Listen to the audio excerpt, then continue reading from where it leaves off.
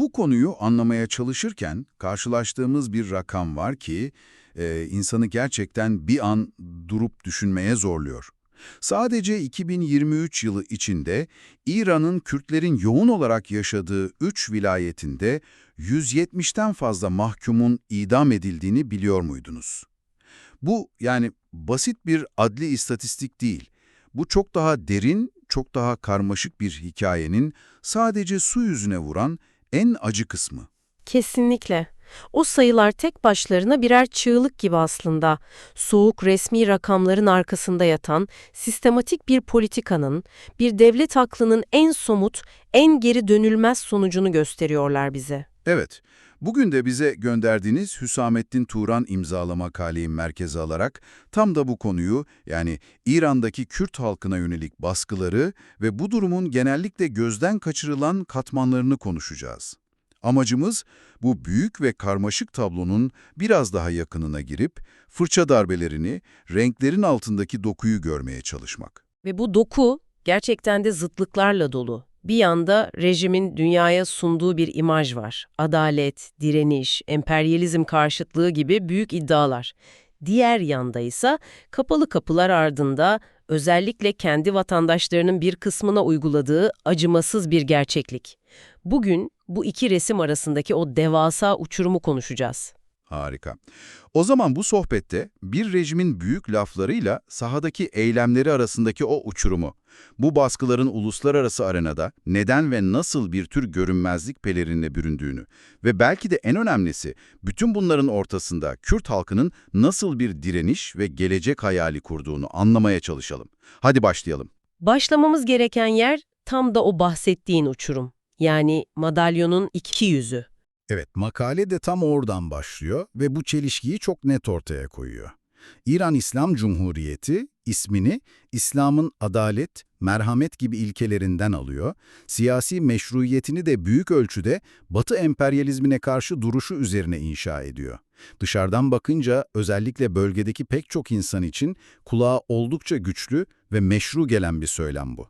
Büyüleyici ve bir o kadar da trajik olan nokta tam da burada başlıyor. Çünkü kaynağın da işaret ettiği gibi bu adalet ve direniş söylemi ülkenin içindeki Kürtler, Baluçlar veya farklı inanç grupları için bir koruma kalkanı olmuyor. Tam tersi. Bu gruplar rejimin güvenlik tanımının tam karşısına yerleştiriliyor ve doğrudan hedef haline geliyor.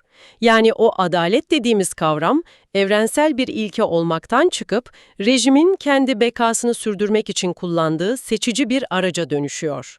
İş Kürtlere gelince o adalet söylemi adeta buharlaşıp yok oluyor. Yani bu ilkeler rejimin makbul vatandaş tanımına uymayanları, içerideki öteki olarak gördüğü kesimleri dışlamak, hatta ezmek için bir tür manivela görevi görüyor. Tam olarak bu. Makale bunun altını çok net çiziyor. Bu mesele birkaç aktivistin tutuklanması gibi münferit hak ihlallerinden ibaret değil.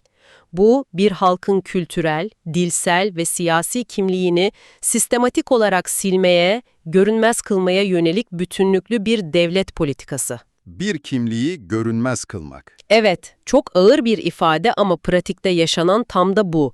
Dillerinin kamusal alanda, okullarda yasaklanmasından, siyasi örgütlenme taleplerinin terör olarak damgalanmasından, hatta kültürel festivallerinin bile engellenmesine kadar uzanan çok geniş bir baskı ağından bahsediyoruz. Bir kimliği görünmez kılmak.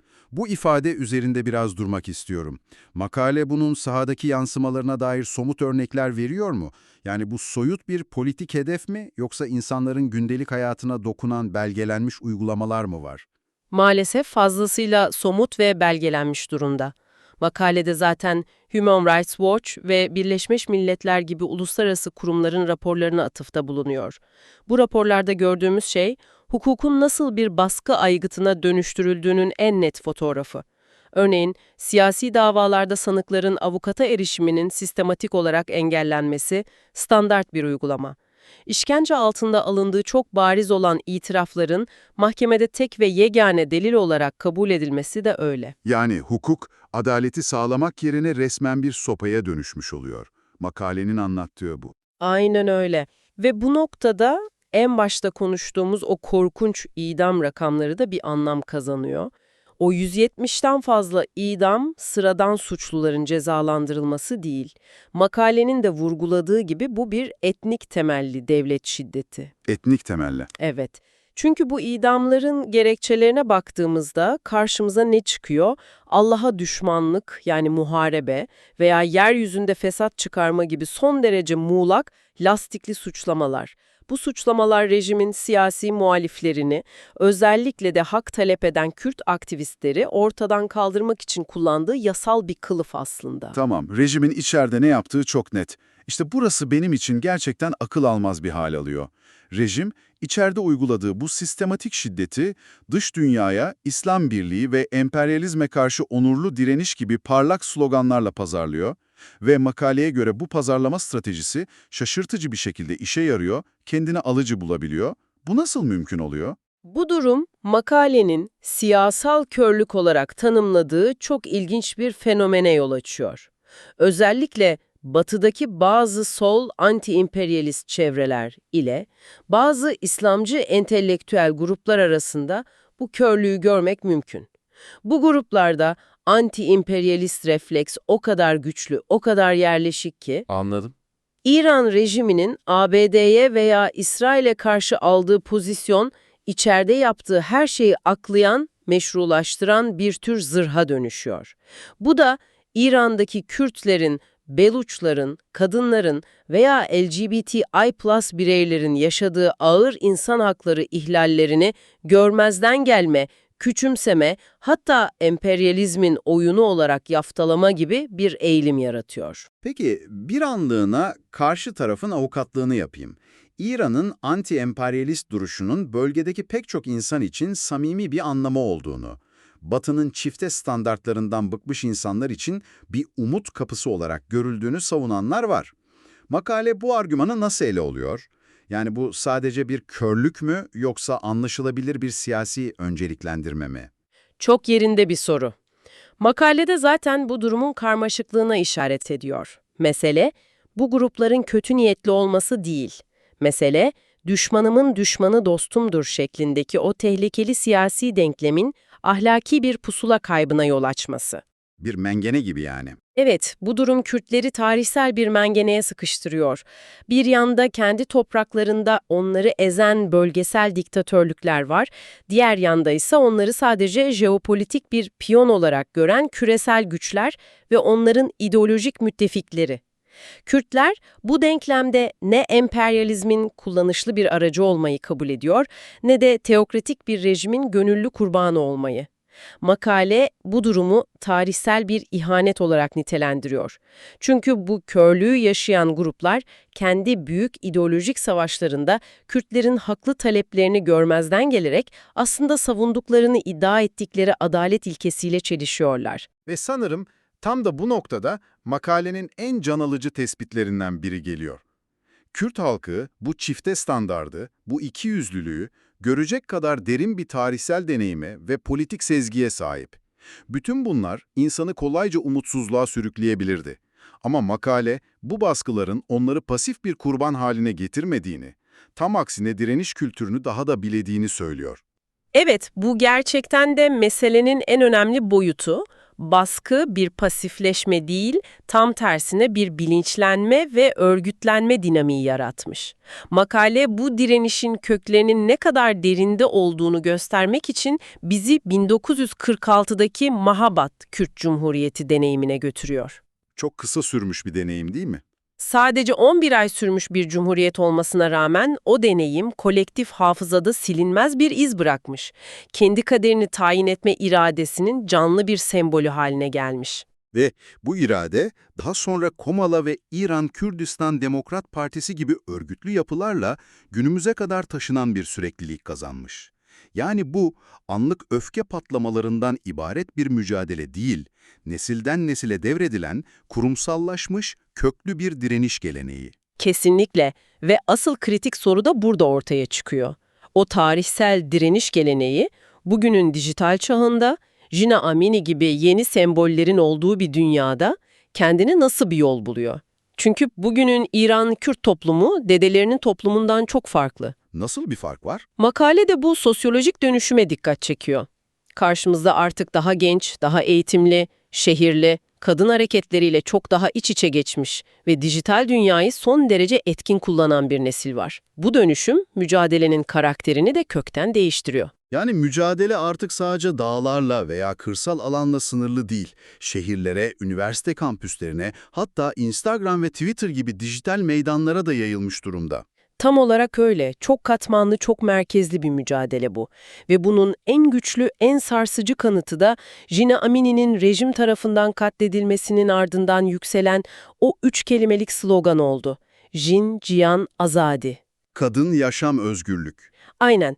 Bu slogan, Kürt siyasi hareketinin 10 yıllardır süren düşünsel birikiminden doğdu ama Tahran'dan başlayarak İran'ın bütün şehirlerine, oradan da Berlin'e, Paris'e, Los Angeles'a kadar bütün dünyaya yayıldı. Bu sloganın bu kadar evrensel bir karşılık bulmasının sebebi neydi sence?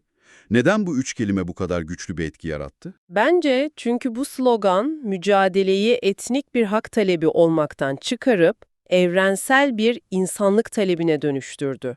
Kadın diyerek İran'daki cinsiyet apartheid rejimine en temelden meydan okudu. Yaşam diyerek rejimin dayattığı ölüm kültürüne karşı onurlu bir hayatı savundu. Özgürlük diyerek de sadece Kürtlerin değil, Farsların, Azerilerin, Beluçların, yani o topraklarda yaşayan herkesin ortak özlemini dile getirdi. Bu yüzden Kürtlerin özgürlük mücadelesi, İran'daki diğer halkların, kadınların, gençlerin ve tüm muhalif kesimlerin talepleriyle birleşti. Bu birleşmede bu direnişi hem daha kapsayıcı hem de rejim için eskisinden çok daha tehlikeli hale getirdi. Öyleyse vardığımız yer şu. Ortada inanılmaz bir ikilem var. Bir yanda adalet ve ahlaki üstünlük iddiasıyla hareket eden bir rejim, diğer yanda bu rejimin kendi vatandaşlarına uyguladığı uluslararası raporlarla belgelenmiş sistematik şiddet. Batı'daki bazı çevrelerin bu durumu kendi ideolojik savaşları uğruna nasıl görmezden geldiğini ve tüm bu baskının, ihanetin ve yalnızlığın ortasında kurban olmayı reddedip bunu modern, kapsayıcı ve bütün bölgeye ilham veren bir direnişe dönüştüren bir halkın yükselişini gördük. Çok güzel özetledin. Makalenin altını çizdiği en can alıcı nokta da bu zaten. 10 yıllardır süren bu acımasız baskılar, Kürt halkını çaresizliğe veya nefrete sürüklememiş. Aksine, makalenin ifadesiyle onları daha dirençli ve politik sezgisi daha yüksek bir halk haline getirmiş. Bu nedenle onların özgürlük mücadelesi artık sadece bir etnik grubun hak arayışından ibaret değil. Bu mücadele, sunduğu özgürlükçü, seküler, kadın özgürlüğünü merkeze alan ve çoğulcu gelecek vizyonuyla sadece İran'daki teokratik rejime değil, bölgedeki tüm otoriter yapılara karşı güçlü bir alternatif oluşturuyor. Bu yüzden tüm bölgenin demokratikleşme potansiyelinin en önemli dinamiklerinden biri olarak karşımızda duruyor. Ve makale bizi sıçrama kuramı adını verdiği kışkırtıcı bir fikirle baş başa bırakıyor. Bu aslında bir nevi bardağı taşıran son damla teorisi. Yani yıllarca biriken toplumsal enerji, öfke ve gerilimin doğru kıvılcımla bir anda devrimci bir değişime, bir kopuşa yol açabileceğini söylüyor. Şimdi siz de düşünün, İran'daki bu derin toplumsal çelişkiler, rejimin bu bariz adaletsizliği ve Kürt toplumunun bu örgütlü, dirençli yapısı ortadayken, o bardağı taşıracak son damla ne olabilir? Ve o bardak taştığında bu sadece onlar için değil tüm bölge için ne anlama gelir?